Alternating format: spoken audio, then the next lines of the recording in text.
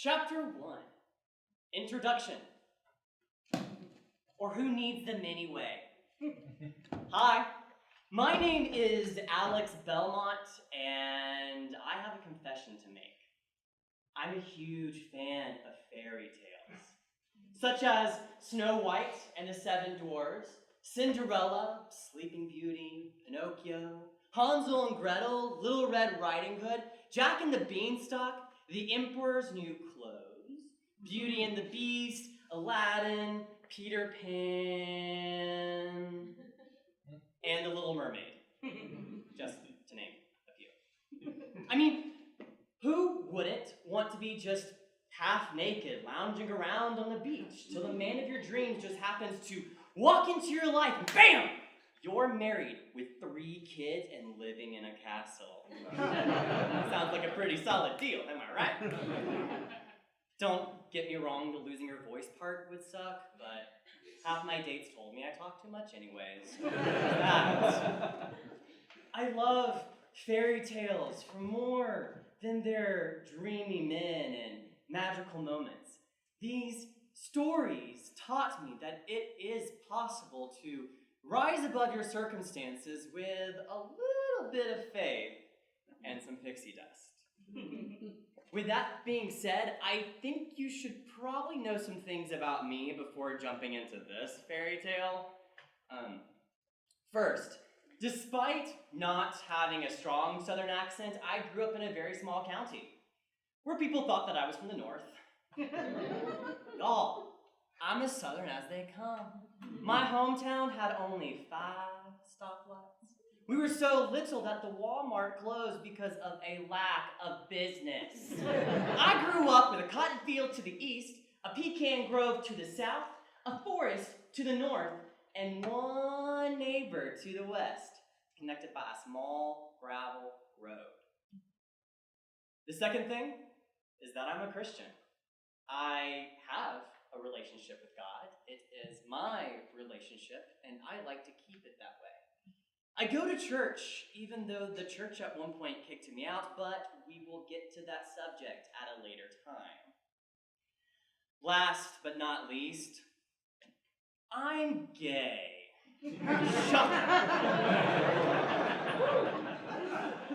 I swear this isn't going to be another gay show about a gay man stripping on stage and singing Disney show tunes to make some cute but oddly sexual point.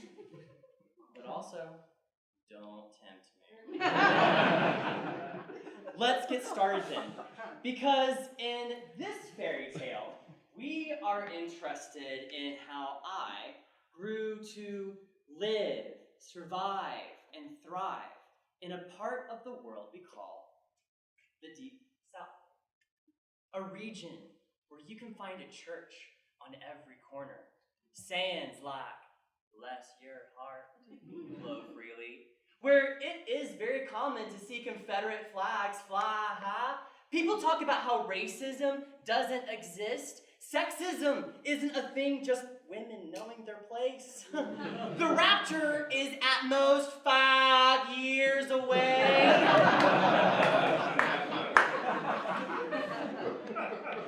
And faggot is used synonymously with stupid and dumb. Now, I'm the oldest of 3 brothers and 2 sisters. We were all going through our own individual hells throughout this entire story. Mine was clearly being too gay to function in society, while one sibling was dealing with depression, another with drugs, another was bullied, and the other just never seemed to fit in.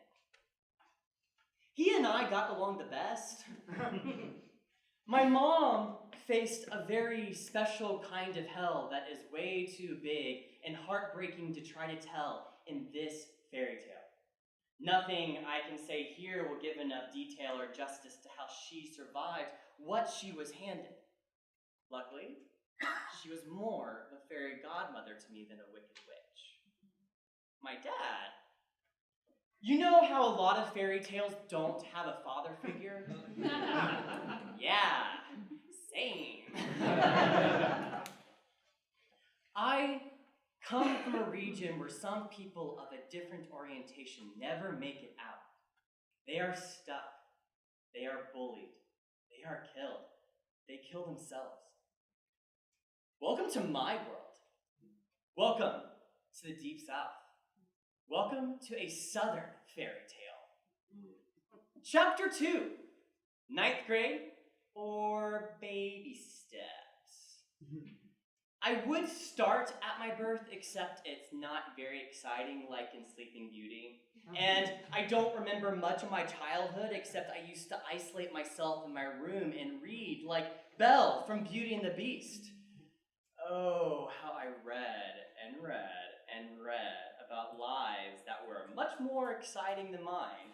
About boys and girls going on adventures, becoming heroes, and finding true love. True love. I'm a freshman at this private school in Deep South, Georgia. Since I was homeschooled up until this point, I have no fucking clue what is going on. And everything I say is the butt of some sexual joke I don't understand because I wasn't given the talk till about 3 months ago. The birds and the bees. That was a fairy tale I could have skipped. Needless to say, 9th grade was a very interesting learning curve for me. True to the nerd I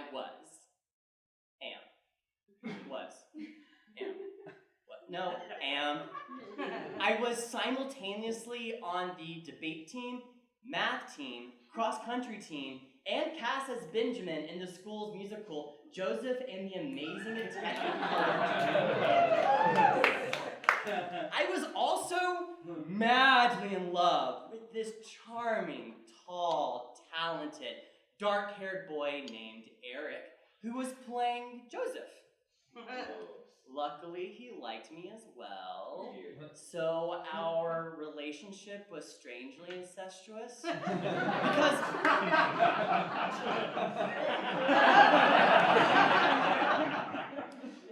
if you know your Bible history, Joseph and Benjamin are full-blood brothers. Anyway.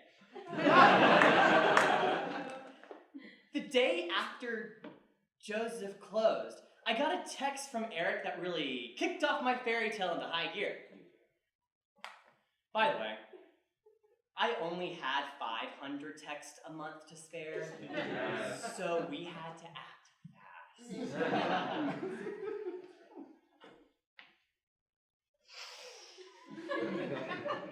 Hi. Hello. How did you like the show? Good.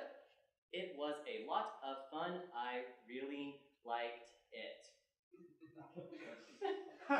Is it weird if I tell you that you are super cute? Thank you. I think you are cute as well. Can I ask you a question? Sure. Do you like other boys?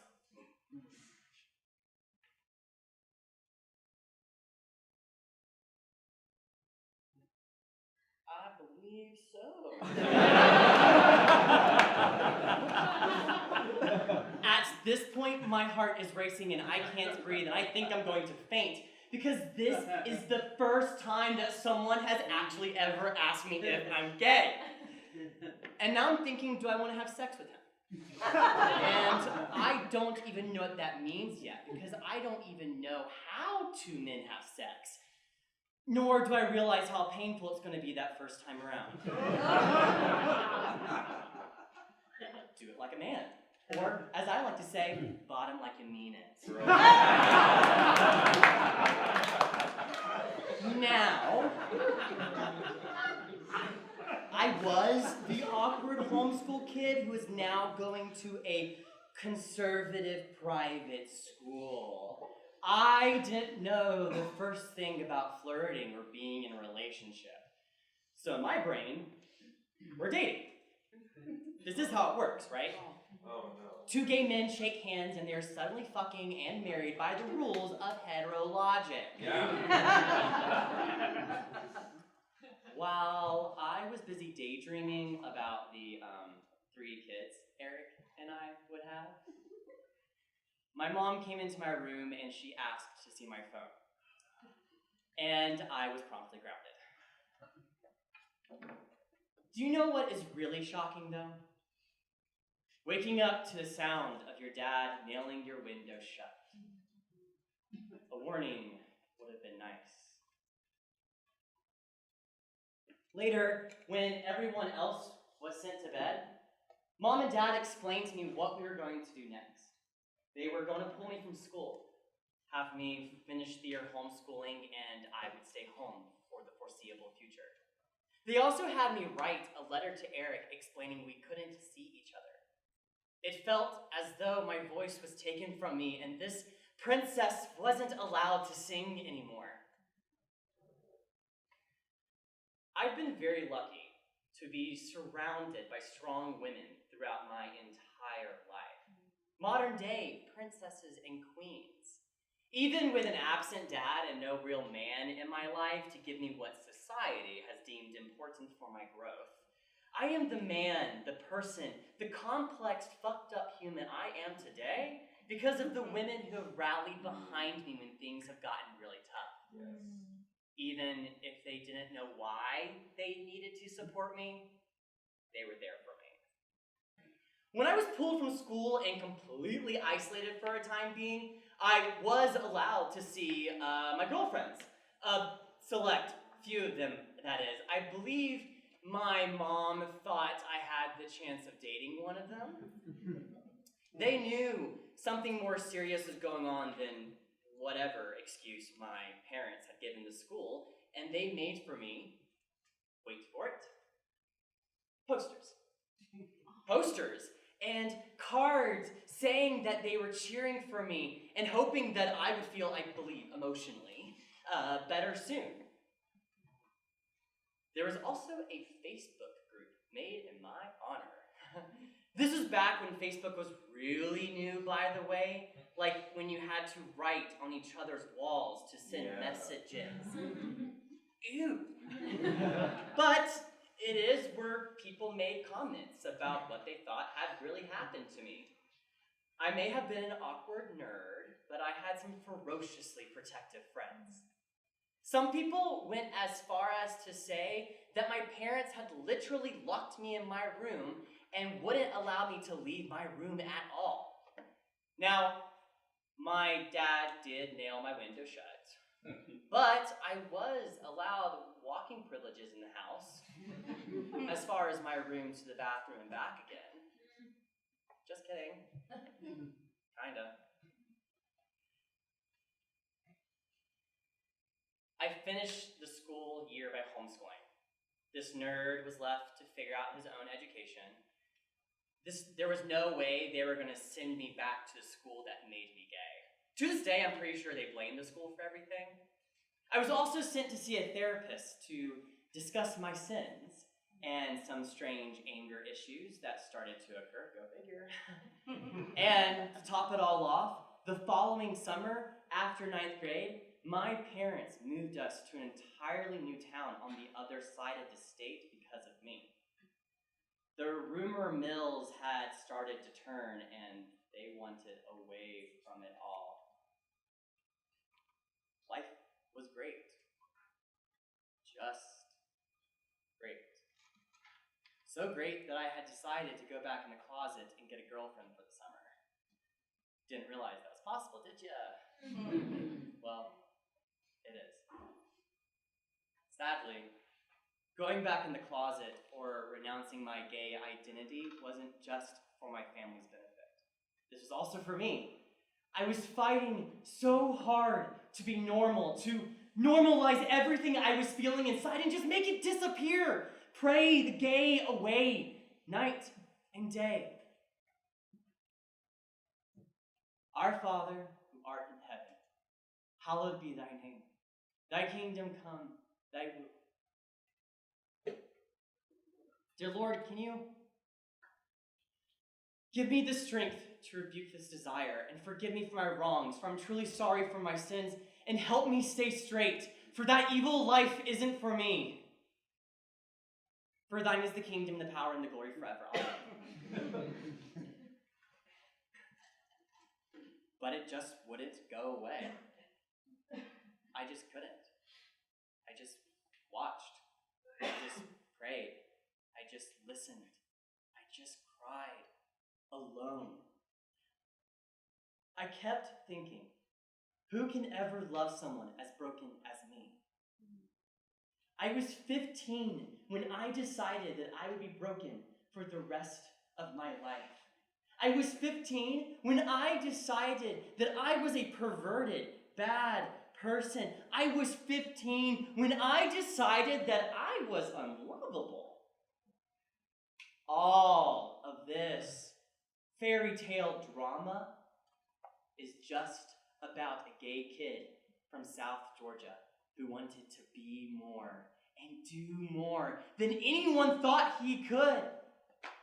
And girl, just you wait. Chapter 3, 10th grade. Or everyone needs to go to therapy.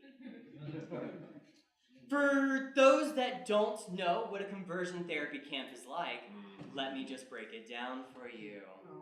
They ship off a bunch of gay boys to a camp over the summer where the mission is to teach them how to be straight, while they all bunk together in the same cabin.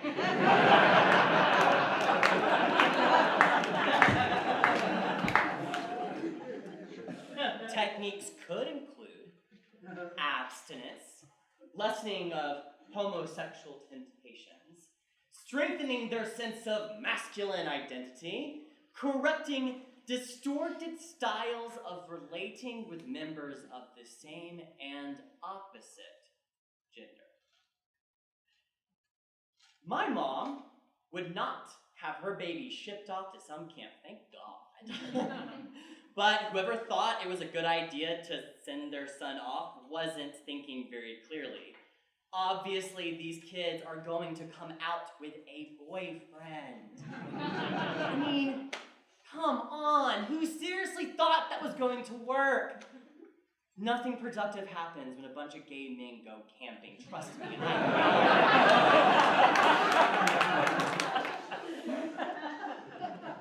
After the move over the summer, I started my sophomore year at a small high school, about 30 students. Since I had successfully convinced my family and therapist that I was straight, they felt like it would be a good idea to send me to a private Christian school to be surrounded by other godly people so that they can set an example for me. This school, by the way, was run by the church we attended after the move. And to top it all off, my therapist is a head pastor at this church. My family took keeping a watchful eye over me to a whole new level. Now, my siblings and I, the new kids, the Belmonts, were the hottest thing to come to this school and church since the Jonas Brothers dropped their first album. I remember thinking, this is what being a popular kid feels like? And then I remembered, I was one of 5 kids in my graduating class, team leader for a Bible study, and I had a 4.0. Yep, still a nerd. But a popular nerd now. Meanwhile, back at my therapy sessions, it became easier to lie because I realized what my therapist wanted. A success story. During one of these sessions, after he gets done checking in that I'm interacting correctly with other men and women, that my non-existent dating life is going well, which, by the way, is a trend that will continue for years. Dead serious. I couldn't find a good boyfriend for years. I found boys surprisingly easy, but good ones? I was stuck. I was stuck in this perpetual state of dorkiness and awkwardness that would last me another good 5 years. So, on top of my non-existent dating life and anger issues, I'm told I shouldn't hold in my anger because it will build like a volcano and one day erupt. To which I nodded my head and said, "Yes, of course. You are so right. I will take that to heart. I want nothing more than to be free of my anger and ready for my future wife." My question is, to y'all, not my therapist, what if this volcano is full of rainbows because I'm gay, and one day just explodes and rainbows just go everywhere? And what if I can't keep the secret in, and I let my dad see me kiss my secret boyfriend because I became so tired of pretending not to like guys? It didn't feel wrong in the moment. Still, to this day, doesn't feel wrong. The night I let my dad see Peter kiss me turned into a very long night for my parents, who were utterly destroyed that I had invited a gay guy over without their consent, and that I was still gay. How they didn't know Peter was gay baffles me to this day. He was flaming. Beyond flaming. If Neil Patrick Harris and Frankie Grande had a baby kind of gay. Back to those godly people at school. We were taught to love thy neighbor, told to show compassion, treat someone how you want to be treated. All of those things you learn at a Christian school in deep South Georgia. Well, they all turned their back on me once they found out I was gay. I would sit down to eat lunch with them, and remember, there were only 30 of us in the entire high school, so we all ate together, and one by one, they would leave. The principal ended up telling the parents of everyone I went to school with that I wouldn't be coming back to school because I was a bad influence. They had to call me a bad influence because they couldn't let it be known to the public that they were refusing to readmit me because of my sexual orientation. Right before school ended for the year, the deacons at the church that I attended, which also ran the school, sneakily motioned to excommunicate me at the age of 16, with no right to do so because I wasn't a member of their church. My family were members, and I loved attending service, but I refused to join for obvious reasons. And in their creed, it is my choice to participate. I get to decide if I should or shouldn't partake in the sacraments. My therapist, who is also a pastor at this church, tells me that I can voluntarily stop as ordered, or they will forcefully remove me from the service if I tried to participate in communion again. Everything inside of me wanted to yell, scream, and protest. I didn't. I stopped. Do you know when he told me this? During a therapy session. Pretty fucked up, am I right? I held it together after that therapy session till I got home, and then I just started running. Not really sure if I was running away from something, to something, both, or neither. I just knew I needed to run. And once I got out into the middle of an abandoned field, which didn't take long to find, I just collapsed and cried out to the only person I could. God, why? Why me? What did I do to deserve everything I value? My church, my school, my freedom, my family stripped away. Tell me, what did I do? If being gay is such a sin, why can't I escape it? No friends, no family. My family doesn't even talk to me. My church doesn't even recognize I exist. Because of something I can't control, I am now made to feel less than human by those around me. Why?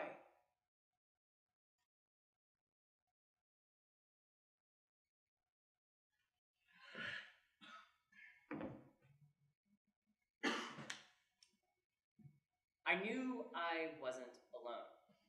Even if the church had left my side, I knew without a shred of doubt that someone bigger was on my side, just telling me to be patient. As summer came to an end, I decided to go back in the closet for a second time. The pressure of being gay, having very little freedom, and getting hate slurs spoken to me and having to deal with everyone just got to me a little bit. I had this aha moment where I realized how alone I was and how being straight could solve all of my problems.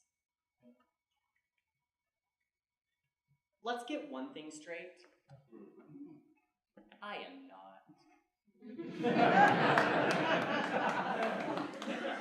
I also don't have a problem with people standing up for their beliefs as long as it doesn't put someone else in danger. But here is where I have a problem with what that church, a man-made institution, told me after I asked to participate in communion once I had gone back in the closet. Alex, you could have participated in communion whenever you wanted to. It was your choice not to partake, and you voluntarily stopped before we had to take action. It's good to have you back, son. What the actual fuck? These men threatened me so that they could keep their hands clean and basically beat the system that they had put in place. They never had a ruling. It is not in their books that they excommunicated me. This is the new, modern fairytale villain. Instead of storming a castle, or slaying a dragon, or killing a witch with a face beat for the gods, you now have to outwit the person who built a system to help others, who then proceeds to abuse the system they built for their own benefit. Church was created by men with the blessing of God, which means it is human-led, and will do fucked up things to people because people make mistakes. Nobody's perfect. Faith, relationship, love. Now I know these are the things that define a relationship with God. Sometimes it just takes a little time and perspective before incidents in your life start to make sense. Chapter 4, 11th grade, or something has to give. Speaking of perspective, do you ever look back on your life and go, how did I not kill someone? That moment when you realized just how calm you were when you should have just gone off? I mean, you probably would have ended up in jail, but it would have been worth it for a fleeting moment. Well, it's junior year finally, and since I wasn't allowed back at that Christian school, I now go to a public school instead. But being the nerd that I am, I decided to take college courses while in high school because after just 2 years of high school, I said, fuck that noise. Get me the hell out. So I started dual enrolling at a local college. Thankfully, this is where I met my best friend, Elizabeth, who, after only 2 days of knowing me, told me that I would be her man of honor at her wedding. She didn't even have a boyfriend at the time, but that was beside the point. Fast forward a couple of months, and I was doing pretty well. Real well.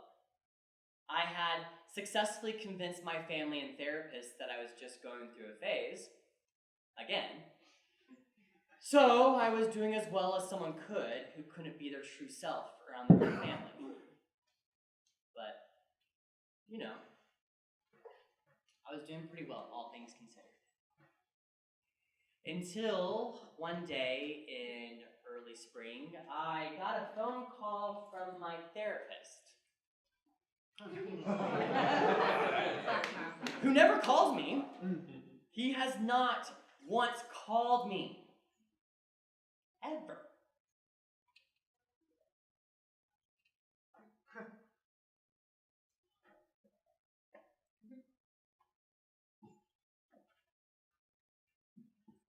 Hello?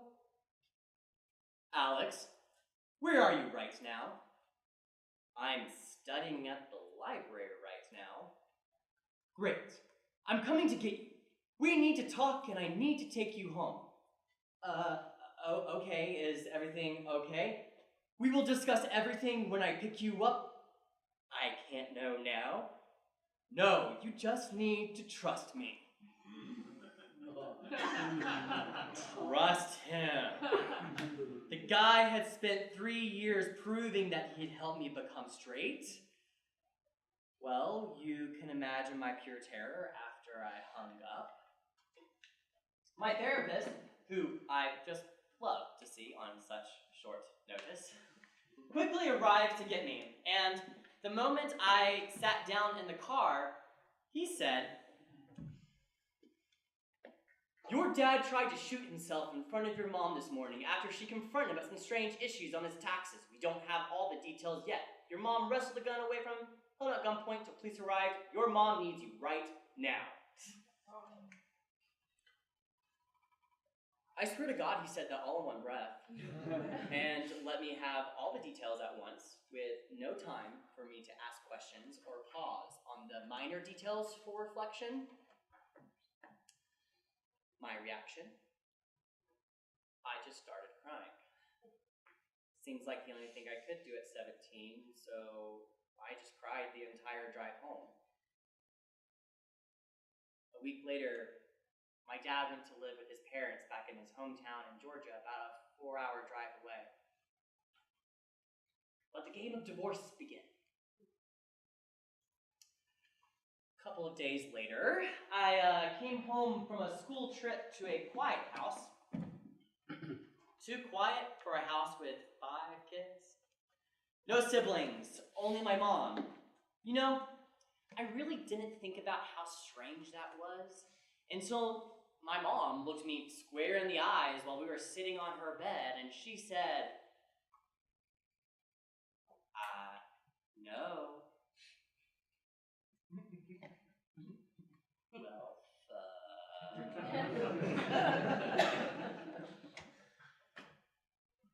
My mom found out I was gay for the 3rd time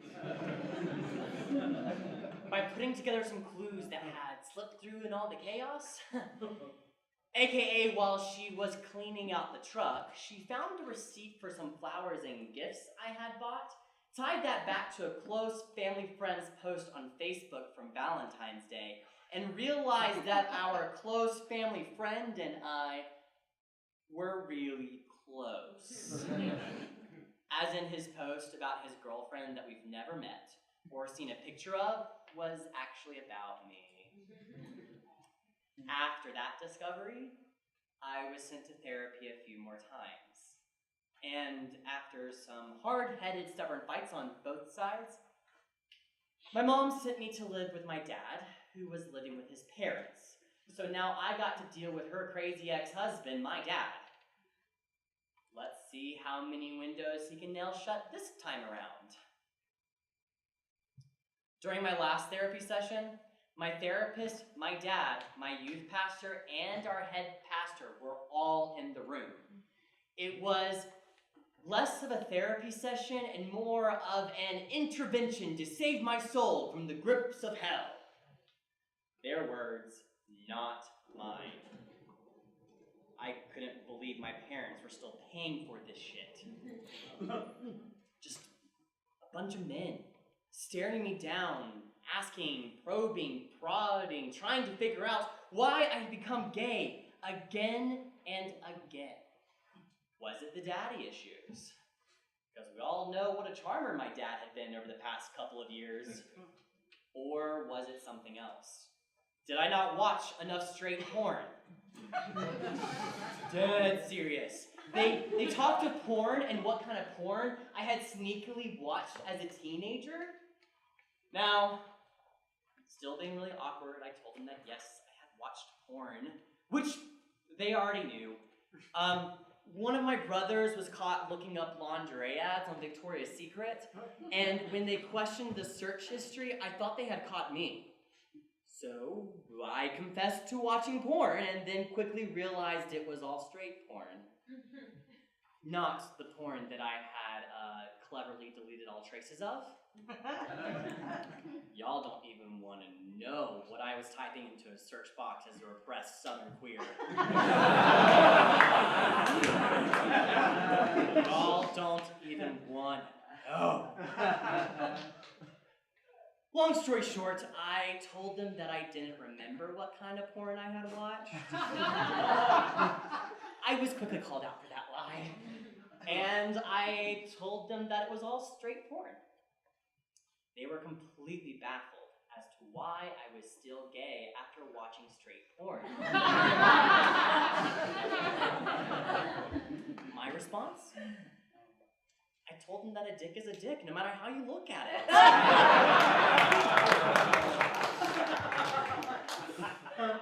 After that, the conversation quickly turned to reminding me that God was turning his back on me because of my sin.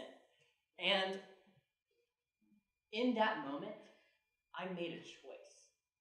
Not the choice to be gay, but the choice to stop asking God to make me straight as I cried myself to sleep at night.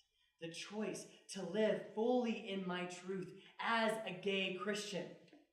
My identity was in both. In my relationship with God and in the love I had to give to other men. I was so done. Done with people who didn't know me, trying to fix me. People who assumed that I was broken, perverted, not fit to be around kids, not good enough. People who were convinced that my sin was greater than theirs. People who thought that they had the right to pass judgment on me when I knew the only person able to do that was God himself. Amen. 3 years of conversion therapy later, and after coming out of the closet 3 different times, I finally realized that being gay isn't a choice. Something that I just went into a closet and decided to wear that particular day or for the rest of my life. Gay people didn't choose this. I didn't decide to be gay because it takes a lot of work to look this fabulous 24/7. Not everyone was as excited. Yet.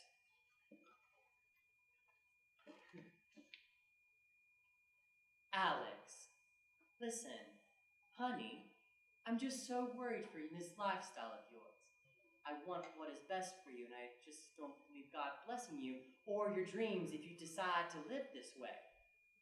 We can't live in sin and expect him to protect us. You are so precious to me, and I just want to see all your dreams come true.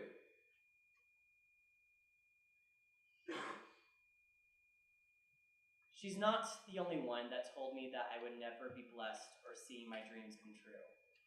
By the time Mom said those words to me, I told myself I had become numb to words like that. I was wrong. Love is patient. Love is kind.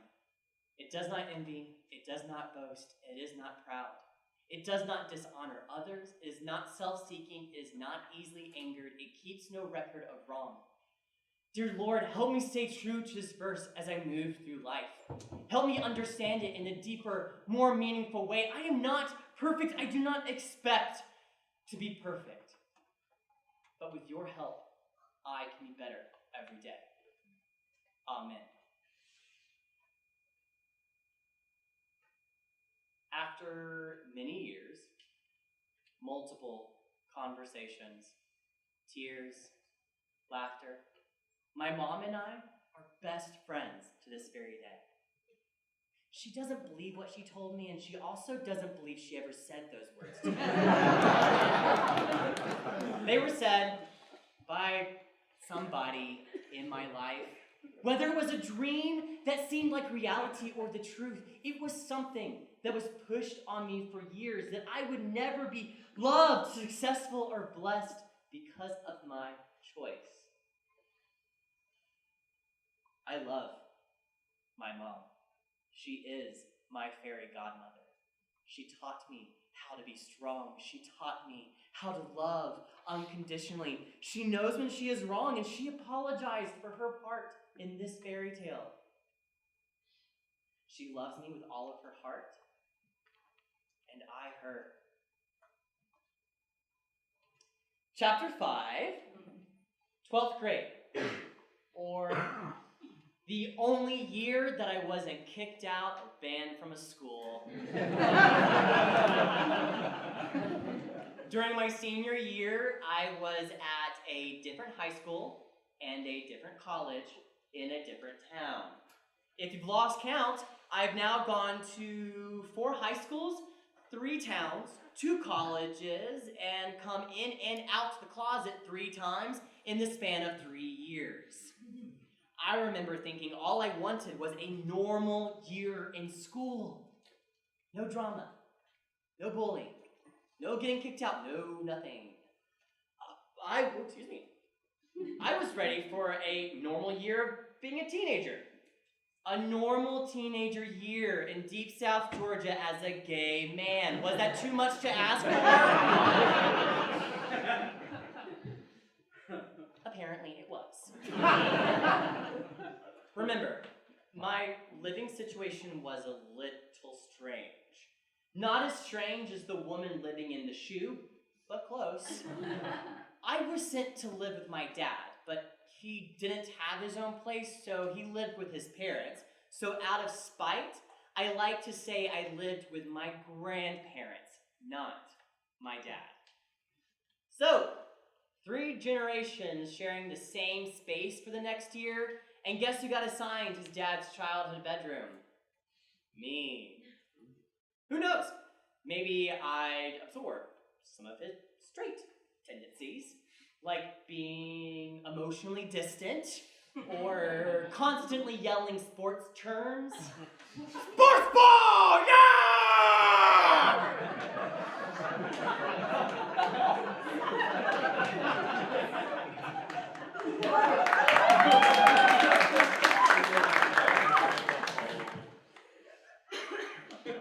Yeah, no.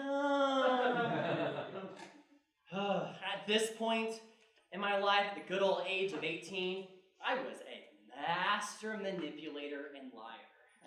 My dad had told me that I wasn't allowed to date anyone, and in my head, I quickly said no way to that and moved on to finding my Prince Charming. This led to me falling for a cute, tall, dorky math teaching assistant at the college I was attending named Naveen. Our flirtation quickly took a more serious route, and I was ecstatic to be with someone a little older, more mature, and someone who said he saw life for us together once I graduated high school.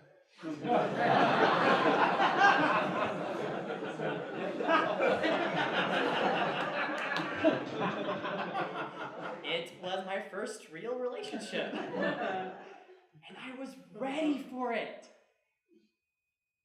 Being the goody two-shoes I decided to save myself for marriage, a commitment I made to myself at a much younger age. But since gays couldn't get married, and who knew when that would actually ever happen, because, basic human rights are hard to come by these days, I decided to forego my promise and lose my virginity to Naveen. After all, he said our lives would be forever intertwined. Oh yeah, he was good. This is where I learned a truth about my own queer community. It wasn't all good. Naveen quickly broke up with me after we started having sex and started dating somebody else. Another new kid who had just arrived. He was a player, and I fell for his charms faster than he fell for mine. I wanted to tell someone in my family what had just happened to me, but I knew no one would listen, so I just buried myself deeper into school. A few days later, my dad and I were alone at the house one day, and true to his nature, he started a conversation with me about not being gay. This rule, that rule, etc. Honestly, I was just done with it all. Can you blame me? I was sitting at the table doing some homework when in walked my dad, looking more cross than usual after a phone call with my mom.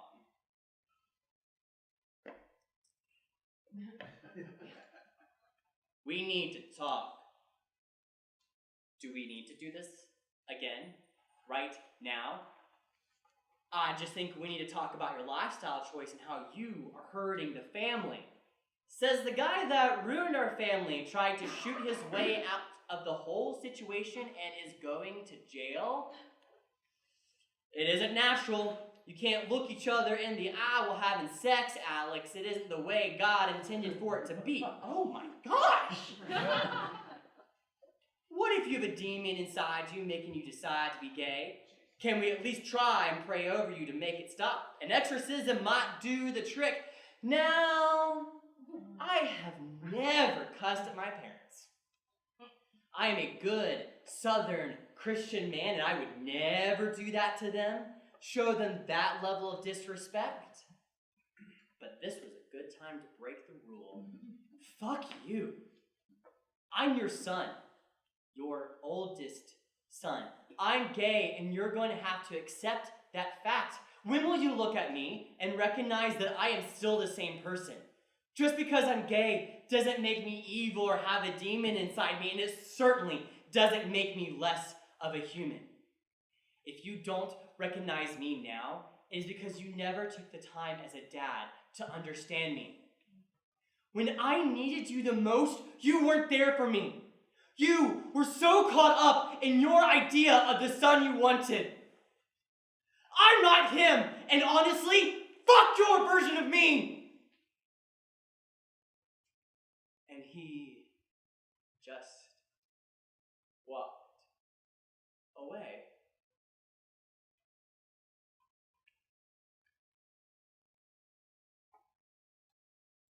I knew my relationship with my father would never be the same. In that moment, I couldn't tell if I was David slaying the giant or the prodigal son. God, what if I'm wrong? You tell me, right? You would show me some kind of sign, right? I need you right now because I feel so alone and scared. Amen.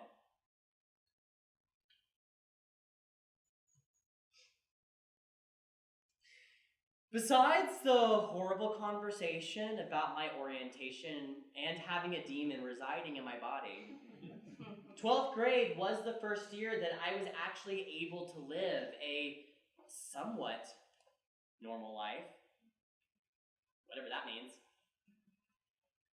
Chapter 6, conclusion, or when one tale ends, another one starts. Despite everything thrown my way, I graduated high school and left for college, and college was easy. Nerd. Don't get me wrong, I cried more times than I could count while getting my engineering degree. I'm pretty sure I failed 90% of my classes, but so did everyone else, so it's all good. Afterwards, I got an amazing job and started living my life to the fullest. I did decide to give my father another chance to be in my life. His story in this fairy tale wouldn't be complete without one more go-around. I was visiting my father in prison the first and only time when I decided to ask him a very important question. When did you know you were in love with Mom? They were divorced by now, but there was something there in the beginning. I was currently in love with this charming, cocky, brilliant guy named Flynn. I felt like he could be the one. Like, you know, the one I wanted to have 3 kids with and live in a castle. He was my Prince Charming. I told him that Flynn was everything to me, but how did I know if it was real love or just desire or the fear of being alone forever? In my parents' fairy tale, when they were 24, they had already gotten married, bought a house, had me, and were pregnant with another kid. I had this very irrational moment where I felt like I was falling behind in the animal kingdom in the mating category. He tells me that I will never know what love was, that I was a natural and would never fully comprehend love because I was living in sin and choosing to do so with another man. This time, it was my turn to walk away and never look back. God, what did I do to deserve this from him? Where did I go wrong? I don't want to be here anymore. If this is what I'm going to have to deal with for the rest of my life, please just... I don't know.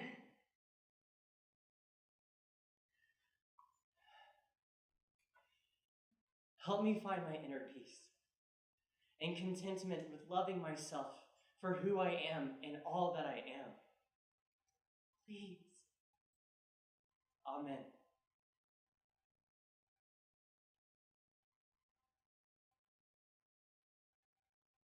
I have one more confession to make. Sometimes I have this fear that I'm not actually gay, but that I'm fooling myself into thinking that I'm gay because I want to be different, cause trouble. And it's my sin to face, and I'm not strong enough to walk away.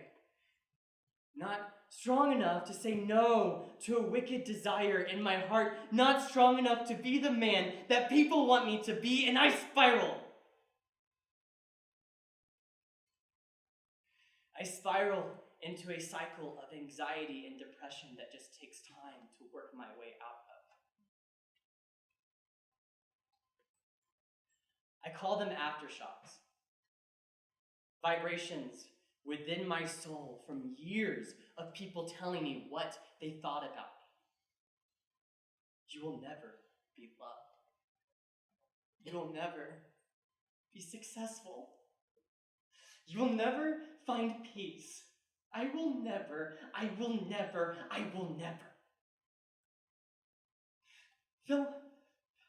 Fill in the blank. These aftershocks are the scars left behind. Will they ever heal? Hell, I don't know. Will I find peace down the road? Probably. Luckily, my faith in God has kept me sane to a degree. And when I feel an aftershock, I just remind myself of his love for me. I'm 28 now, and most of my life is filled with peace and love and kindness and family and friends and success, and I am so proud of where I am right now, but it is okay to have a moment of weakness and question and doubt. This tells us that we are alive. These aftershocks are getting further apart, and maybe one day they won't happen anymore. All I know is that I have a full life. A sexy husband. No castle yet. An amazing relationship and understanding with God, and there is so much more ahead. One fairy tale is over, and once it is over, another one starts. A brand new chapter 1. I am slightly broken, but fixable. I could use a good therapist. Like I said, I'm just a gay kid from South Georgia who wanted to be more and do more than anyone thought he could. And guess what? I did. Tomorrow starts a new journey. Where will that one take me? I have no idea. And isn't that such a pleasing thing to know? I have no idea what the future holds. But he does. It's amazing to me that I lose myself when nobody's around.